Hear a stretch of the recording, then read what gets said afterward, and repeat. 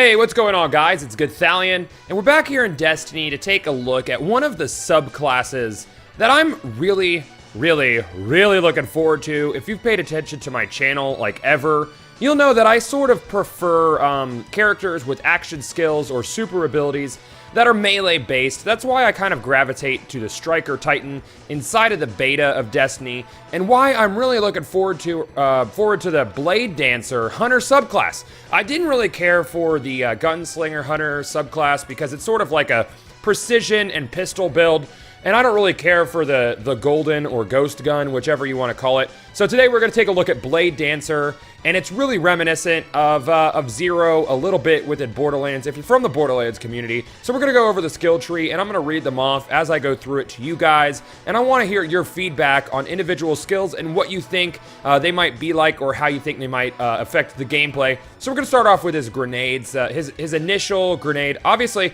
in the skill trees, the top tiers are your first choices, and then you can choose between these bottom tiers to augment the ability. You can only choose one of these skills, so basically you choose like the top one, and then you just keep leveling up and you choose the bottom stuff. Anyways, so grenades. We're starting off with the Flux Grenade, which is an explosive grenade that can sticky, and it does more damage if you stick it to enemies. So this is pretty cool. I like the idea of if you're sticking a grenade to enemies, it actually does more damage. The next level of grenade is the Skip Grenade. It sounds like it works sort of like a Merv grenade. So basically a grenade which splits on impact, creating multiple projectiles which seek enemies. Well, that's kind of cool.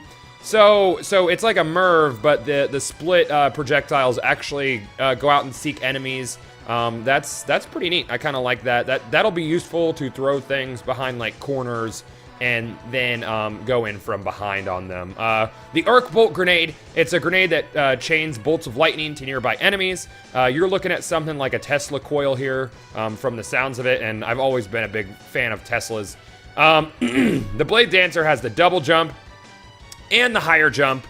Better control upgrades, double jump for better directional control in the air. And what I'm really excited about is Blink, a short distance teleport that replaces the double jump. So you'll jump in the air once, and then you'll be able to blink to whatever location you want to.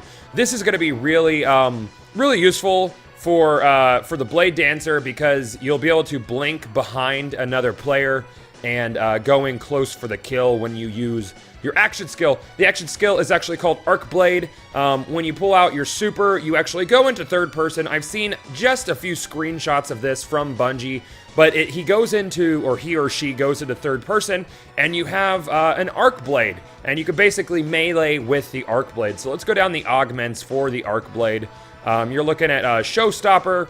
You press R2 during the Arc Blade to damage nearby enemies. So I'm guessing this is some sort of like maybe energy pulse or something. We've got Razor's Edge. You press R2 during Arc Blade to unleash a destructive wave of energy that travels along the ground. So you're looking at sort of like a cone just in front of you attack. So you can get a little range when you're using your Arc Blade. And this is awesome because as melee characters, we can get into a little trouble when we're in our melee form, or when we don't have our gun out, because it requires us to be in melee range. And if you want to be able to get something from a distance, you can use the Razor's Edge and hit them with a little ground attack, and that's pretty rad too. We got Vanish, which is what I'm really excited about, and it is exactly what it sounds like. During Arc Blade, you could disappear from sight, making you invisible. This I'm really looking forward to in both PvP and PvE. Sounds awesome. We have Blink Strike, which is his melee override, a powerful melee attack with extended range. So I'm guessing it's sort of like a lunge. If it's kind of like a lunge, that really does it for me. Backstab, hitting an enemy from behind with Blink Strike causes significantly more damage. So say you lunge at someone from behind, you're going to be doing a lot of damage with Backstab. Makes a lot of sense. Again, another ability that's really familiar to people who use that sort of stealth archetype inside video games. Escape Artist, hitting an enemy with Blink Strike, grants brief invisibility. This is awesome. This sounds exactly like Many Must Fall from Borderlands. To get those Borderlands characters, really excited about this. So the Blink Strike sounds like a lunge. If you hit an enemy with the Blink Strike, you're going to be invisible for a while. That's awesome. Now, if you get into a build that uses strength, you could potentially get your melee override cooldown really, really low, and who knows, maybe we could chain invisibilities. That would be awesome. And then fast twitch, which is reduces the cooldown of blink strike. Now you only get to choose one of these three, as I said. So you choose these first three initial ones and these skills, and then you can choose any one of these three from these subclasses. Now the next column, you can only choose one of the three from these columns. You've got Path Forgotten. This will increase your armor and agility. This one increases your recovery and agility. And this one increases your armor and recovery. So basically, I think I'm probably going to go for an all agility and recovery build on my Hunter Bladedancer, but that's just me. Going here, Fleet-Footed increases the maximum sprint speed and extends slide distance. That's kind of fucking rad. Quick draw weapons ready immediately after dealing damage with a knife attack, meaning you can go in between like shotgun melee really quick. I think that's going to be pretty useful inside PvP.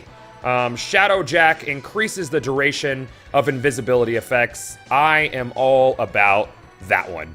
Okay, Way of the Drifter, training and focused on all abilities. So this is all around training for your Bladedancer. Again, you could choose any one of these and any one of these. So if you specifically want to train towards agility, you can. That's kind of the way I'm gonna go.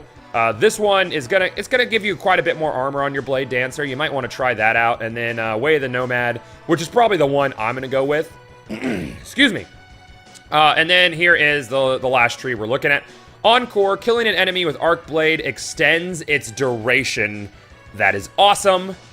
That is awesome. Stalker gains invisibility after crouching in place for a short time. So this is a sort of way to just go into stealth on demand for your character. That's pretty rad too. Remember, you can switch these skills around on demand unless you do one thing, which I'm going to go over in a minute. And then Hungering Blade, killing with the Arc Blade and Blink Strike immediately regenerates health.